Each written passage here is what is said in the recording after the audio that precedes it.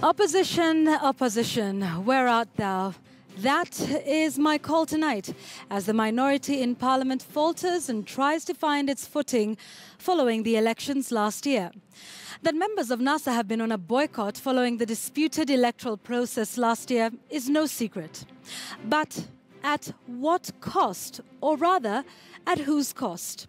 You see, NASA-allied MPs' boycott of key parliamentary proceedings hurts not only their constituents, but also the process of democracy. And this is because of how selective it is.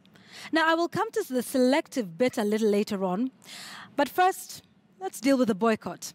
Now, they have abstained from the vetting of key nominations by the president, like the cabinet and principal secretaries, the solicitor general and ambassadorial posts, and even the controversial chief administrative secretary's posts. All because, in their words, they will not legitimize the presidency of Uhuru Kenyatta by discussing his nominations and appointments. At this stage, it matters not whether that position is itself legitimate or not.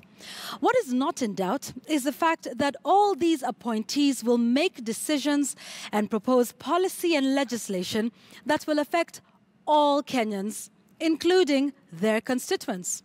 So if, as a NASA supporter, you are unhappy about, say, the logging ban, will you go to your MP and ask him to raise a question in Parliament?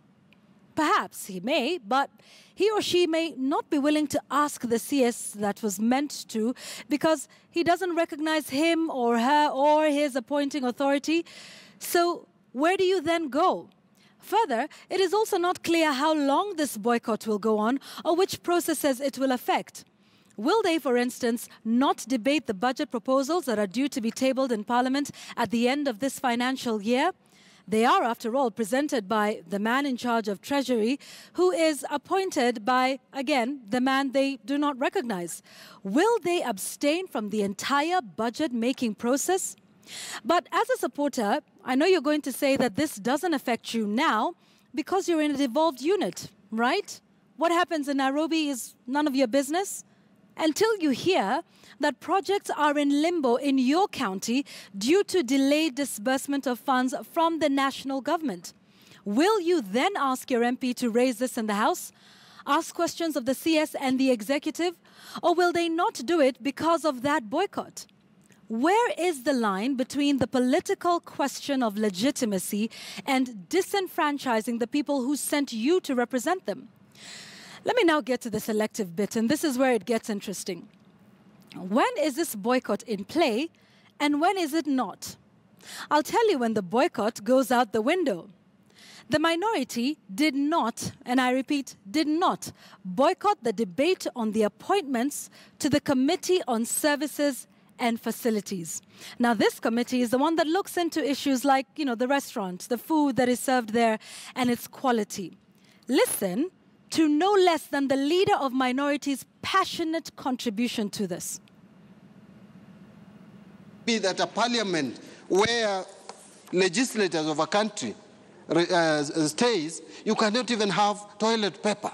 That at one point you go to the washroom and there is no toilet paper. In fact, Continental House, you go, you have to be very careful. First of all, you have to check whether the taps are running, because you may mess yourself up, Mr. Speaker. I don't want to go into the details. But what I'm saying is, before you take any action, you must find out whether there is running water. Because otherwise, if you come to some civilization, like some of us, then you really need that water after passing through some activity. Well, it looks like the water crisis in Continental House is far more important to them than the destruction of the water towers in the country. But it didn't end there. Dr. Nyikal is worried about the ever-changing morphology of the MPs in the House. Listen.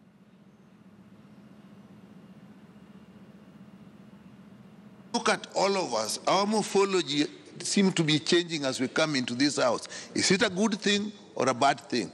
It is possible for this committee actually to design the diet that we take, to actually take into consideration that we do take, food is available to us in a fairly large amount, and with the proper planning, it can be in that amount because it's frequent, but the calorific content will be such that we do not suffer weight gain. Ooh, big words. Suffer weight gain? I'm sure the 3.4 million Kenyans who are facing starvation would want to suffer the same problems as you, sir. Perhaps you could initiate debate to look into their calorific content too. In fact, when it comes to their own welfare, the minority party is on exactly the same page with the deputy majority leader, Jimmy Angwenyi. Been away from that gym until last Friday. When I went there, none of the machines is working. None of the treadmills is working. I was told, I went there, I want to reduce my stomach. So to do that, you must walk on that treadmill or on the bicycles. None of the equipment was working. So my health is endangered simply because we cannot provide adequate facilities in that gym. Wow, Mr. MP, the health of millions of Kenyans is endangered simply because of the lack of equipment in various hospitals. Further, we've not seen you say much about the crisis at Kenya's biggest referral hospital, Kenyatta. Don't get me wrong, folks. Tissue paper or lack of it is certainly an important issue. The issues of welfare of MPs is important. But oh, how I wish we saw the same rigorous debate on other issues rather than pulling the boycott card with our issues. Here's another exception to the boycott rule. The push and pull for the lucrative membership of the Parliamentary Service Commission, which, by the way, has way more hefty perks than any of the other parliamentary commissions. A commission whose mandate is to look into the welfare of the members of the House and the effective running of the legislature. I'll also be curious, by the way, to see if this boycott rule will also apply to the 3-day retreat that's happening in, you guessed it, Mombasa, starting tomorrow. A retreat that will cost every taxpayer, including their own constituents, and that is those of the minority, millions of shillings. It is important, I think, that the MPs of the minority explain the buffet of options that are available to them during their boycott, their self-declared boycott.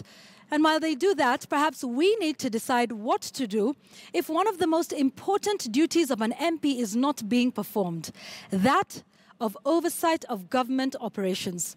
While this is the role of every MP, it is most effectively conducted by the minority, who have tonight openly abdicated this role. Unless it is about their food and their weight problems, of course.